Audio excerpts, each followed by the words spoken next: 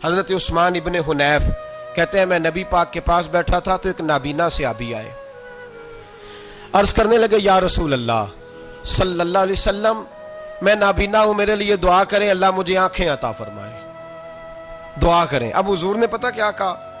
نبی پاک نے فرمایا دو باتیں ہیں، یا تو صبر کر لے یا میں دعا کر دیتا ہوں۔ صبر کرے گا تو اللہ جنت دے گا، یا تو صبر کر لے یا میں۔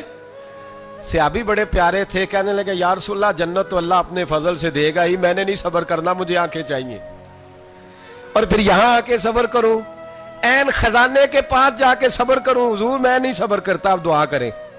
تو نبی پاک نے دعا سکھائی، فرمایا دو نفل پڑھ جا کے اور دو نفل پڑھ کے میرے وسیلے سے دعا کر۔ کیا کر؟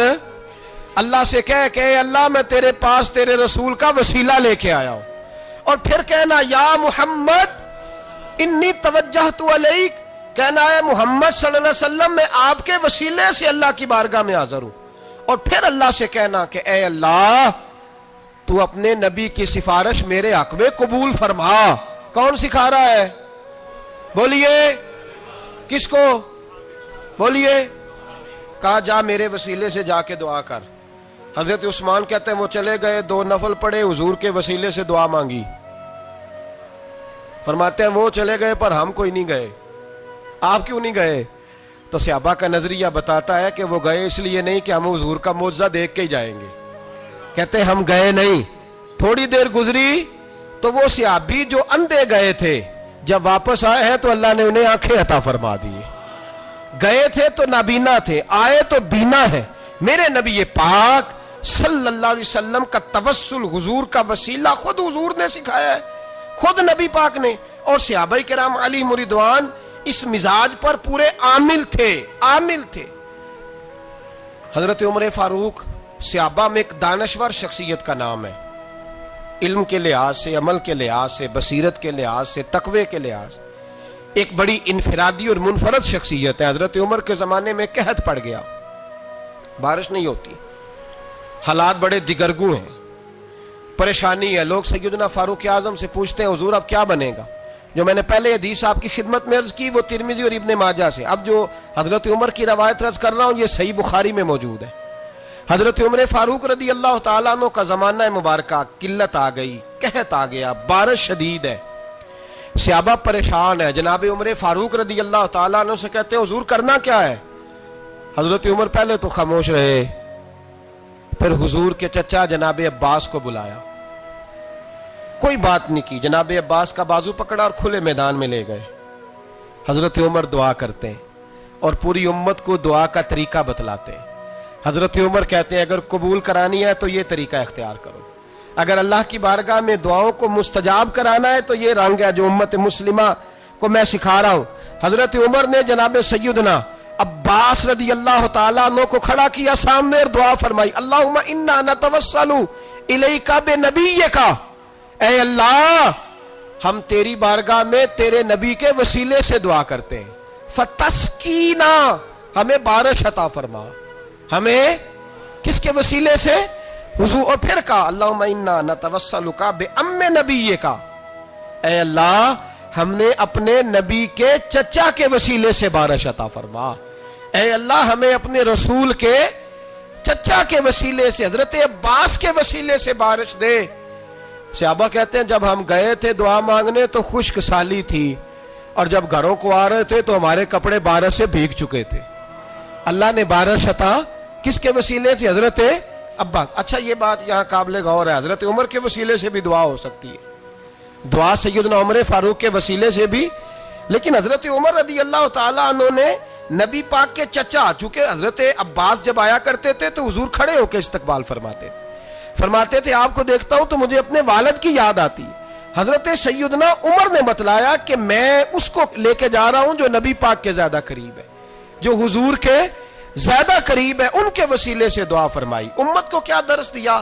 فرمایا جو بھی حضور کے قریب ہو اس کے وسیلے سے دعا کرو، اللہ تمہیں آسانیاں نصیب فرمائے گا۔ اب ہمارا حال یہ ہے، انتشار ہی انتشار ہے، اختلاف ہی اختلاف، شک کی شک ہے، پریشانی واضح حدیثیں موجود ہیں۔ میں آج ایک صاحب کو پڑھ رہا تھا، پتہ نہیں لوگ کیوں پریشانی کا شکار ہیں، کیوں لوگ اس آزمائش کا شکار ہیں؟ کہتے ہیں جی وسیلہ نہیں دینا چاہیے، سیدھا سیدھا نیک عمل کرو۔ او میرے بھائی، میں نے کہا کہ اللہ کسی وسیلے کا محتاج، اللہ محتاج نہیں، لیکن اس کی عادت ہے وہ وسیلے کو پسند فرماتا ہے۔ باریک بات مشکل ہوتی ہے لیکن موٹی بات تو سمجھ میں آنی چاہیے نا۔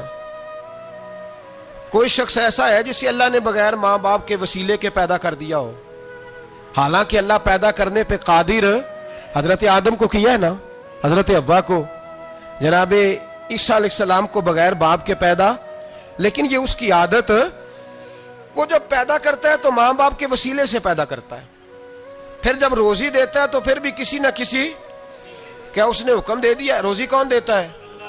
تو اللہ کا یہ حکم ہے کہ کنڈی لگا کے اندر پنکھا چلا کے سوئے رہو، روزی پہنچ جائے گی۔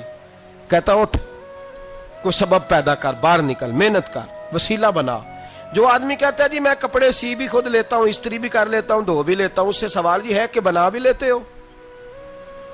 اس کا مطلب ہے اللہ نے بندوں کو بندوں کا محتاج، بندوں کے لیے بندوں کا وسیلہ اللہ نے رکھا ہے۔ ہماری یہ موٹی سی بات بھی عقل میں نہیں آتی، موٹی سی بات بھی کہتا ہے جی نہیں ڈائریکٹ، او خدا کے بندے تھوڑا غور کر، دیتا اللہ ہی ہے اور دے گا بھی اللہ ہی، لیکن جو ذرائع، جو وسیلے، جو سبب اللہ نے ہمارے لیے مقرر کیے ہیں، ہم اس سبب کا انکار کر سکتے؟ شفا کون دیتا ہے؟ دوائی لینے کس کے پاس جاتے ہو؟ آپ اس طرح کریں نا، چپ کر کے گھر بیٹھیں، تسبیح پڑھیں، یا شافی الامراض، یا شافی الامراض، او شفا دینے والے، او شفا دینے والے، سارا دن جی وظیفہ پڑھیں، شفا کون دے گا؟ تو وظیفہ پڑھو چپ کر کے، دوائی لینے کیوں گئے ہو؟ لیکن اللہ کے حبیب کا ہی فرمان ہے کہ بیمار ہو جاؤ تو دوائی بھی کھاؤ، پرہیز بھی کرو۔ یہ سارے فرمان ہمیں بتاتے ہیں کہ وسیلہ لینا، وسیلہ دینا، یہ تو اللہ تبارک و تعالیٰ کا طریقہ مبارکہ ہے۔ لوگ اتنی سی بات کو نہیں سمجھتے، اور قرآن نے واضح طور پہ کہہ دیا وَابْتَغُوا إِلَيْهِ الْوَسِيلَةَ، اور سورہ بقرہ گھر جا کے کھولنا، آیت نمبر 99، 80 اور 9، 99 آیت پڑھنا۔ کفار نے، یہودیوں نے نبی پاک کی علامتیں پڑھ لی تھی تورات، زبور اور انجیل میں۔ اللہ کا قرآن کہتا ہے وَكَانُوا مِن قَبْلُ يَسْتَفْتِحُونَ عَلَى الَّذِينَ كَفَرُوا، فرمایا جب میرے نبی نہیں آئے تھے تو یہ یہودی میرے رسول کے وسیلے سے اللہ سے فتح مانگا کرتے تھے، اور جب یہ رسول کا وسیلہ دیتے تھے تو اللہ انہیں فتح عطا فرماتا تھا۔ امام حاکم نے مستدرک میں لکھا ہے، اور امام حاکم انہی شرطوں پر حدیثیں بیان کرتے ہیں جن شرطوں پر امام بخاری اور مسلم بیان کرتے ہیں۔ امام حاکم کہتے ہیں کہ نبی پاک صلی اللہ تعالی علیہ وآلہ وسلم کے وسیلے سے ہر چیز اللہ عطا کرتا ہے۔ جناب آدم علیہ السلام زمین پہ تشریف لائے تو 300 سال نگاہ اٹھا کے آسمان کی طرف نہیں دیکھا، شرم آتی ہے مجھ سے غلطی ہو گئی، اور پھر روتے رہے 300 سال۔ پھر اللہ فرماتے فَتَلَقَّى آدَمُ مِن رَبِّهِ کلمات، پھر اللہ نے جناب آدم کو کچھ کلمے سکھائے جس کی برکت سے توبہ قبول کی۔ وہ کلمے کیا تھے؟ امام حاکم فرماتے ہیں وہ کلمے یہ تھے کہ جناب آدم کے دل میں اللہ نے ایک دن بات ڈالی، خود بات ڈالی اللہ نے دل میں۔ حضرت آدم کہنے لگے اے اللہ، جب میں نے آنکھ کھول لی تھی تو جنت کے دروازے پہ میں نے لکھا ہوا دیکھا تھا لا الہ الا اللہ محمد الرسول اللہ صلی اللہ علیہ، جنت کے ہر پتے پر، درخت پر میں نے لکھا دیکھا تھا لا الہ الا اللہ محمد الرسول اللہ۔ تو جناب آدم کہنے لگے اے اللہ، وہ جو رسول جن کا نام تو نے جگہ جگہ لکھا ہے ان کے وسیلے سے ہی میری توبہ قبول فرما۔ تو رب کریم نے فرمایا اچھا حبیب کی بات کرتے ہو، چلو آدم فتاب علیہ انہ هو التواب الرحیم، جا میں نے تیری توبہ قبول کی، میں ہوئی بڑا مہربان، میں ہوئی بڑی توبہ قبول کرنے والا۔ شیخ سعدی فرمایا کرتے تھے اگر تیرے باپ کی توبہ، جناب آدم کی توبہ مصطفیٰ کے وسیلے سے قبول ہوتی ہے، تو کیوں انکاری ہو گیا ہے؟ تو کیوں انکاری ہو گیا؟ کیوں نہیں حضور کا وسیلہ مانگتا؟ میرے نبی پاک سید عالم صلی اللہ تعالی علیہ، لوگ بڑی ڈھٹائی سے انکار کرتے ہیں، بڑی دلیری سے انکار کرتے ہیں۔ او خدا کے بندو، یہ وسیلہ تو بڑا ضروری ہے، یہ وسیلہ تو بڑا قیمتی ہے۔ میرے نبی پاک صلی اللہ تعالی علیہ وآلہ وسلم نے خود یہ وسیلہ سکھایا۔ صحابہ اس کے قائل تھے۔ حضرت عائشہ صدیقہ کے پاس لوگ آئے، آ کے عرض کیا اے اماں جی بارش نہیں ہوتی، قحط پڑ گیا ہے۔ اس بات کو نا ذرا دل کی گہرائیوں سے سننا۔ مسجد نبوی ہے, مسجد نبوی کے ساتھ ادھر دیکھیے گا ذرا, یہ مسجد ہے, مسجد کے ساتھ حضور کی قبر ہے, ساتھ حضرت عائشہ کا حجرہ ہے, پہلے حضرت عائشہ پھر حضور کا روزہ, پھر آگے بولتے جائیے آگے کیا ہے. چاہیے تھا نا سیدھے مسجد جاتے, حضرت عائشہ کے پاس آئے. توجہ کرنا میری بات. کہ اماں جی بارش نہیں ہوتی کیا کریں, اماں جی نے مسجد نہیں بھیجا, کہنے لگی اس طرح کرو حضور کے دروازے پہ جاؤ اور جا کے نا نبی پاک جہاں دفن ہے وہاں تھوڑی سی نا جو حضور کے سر والی جگہ ہے نا قبر پہ, وہ چھت تھوڑی سی کھول دو, چھت کھول دو. صحابہ کہتے ہم گئے جہاں حضور کی قبر انور تھی, حضور آرام فرماتے, سرانے والی سائڈ سے تھوڑی سی چھت کھولی, ابھی کھولی تھی اللہ نے فوراً بارش عطا فرما دی. فوراً کہتے ہیں جب بارش ہوئی تو ہم مسجد میں شکرانے کے نفل پڑھنے چلے گئے, حضرت عائشہ کے وسیلے پہ روضہ رسول پہ, اور روضہ رسول کے وسیلے سے اللہ کی یہ طریقہ تو ہمیں صحابہ سکھا رہے ہیں. با خدا خدا کا یہی ہے در, نہیں اور کوئی مفر مکر, جو وہاں سے ہو یہیں آ کے ہو, جو یہاں نہیں تو وہاں نہیں. صحابہ تو دروازے رسول پہ جا رہے ہیں, ایک بار نہیں بار بار جا رہے ہیں, تو اکڑ کے پھر رہا ہے, اکڑ کے پھر رہا ہے. بڑی ضروری ہے یہ بات کرنی, بڑی ضروری, اور یہ بات آپ کے لیے سیکھنی. ذرا غور کریں, شیطان کی غلطی کیا ہے پتہ ہے آپ کو؟ اللہ کو نہیں مانتا تھا. شیطان کی غلطی کیا تھی بولے, کس کو ہے؟ لا الہ الا اللہ کو نہیں مانتا تھا, اللہ کو نہیں مانتا تھا. نہیں تو انہیں پتہ ہی نہیں نا اس گل دا. اور میں تو اگر پوچھا نا آج دی خبر کی یہ تازی, تو تمہیں پتہ ہے اور بھائی اس کو بھی سمجھیں, یہ عقیدہ ہے, یہ ایمان ہے, میری منت ہے, اس کو سمجھ لو, یہ کام آئے گا. یہاں عجیب رٹا ہے, یہاں لوگ معاذ اللہ تبارک و تعالی اللہ کا نام لے کے در رسول سے دور کر رہے ہیں. بہت بڑا دھوکہ ہے, بہت بڑی زیادتی ہے, امت کے دلوں پر خنجر چلتا ہے.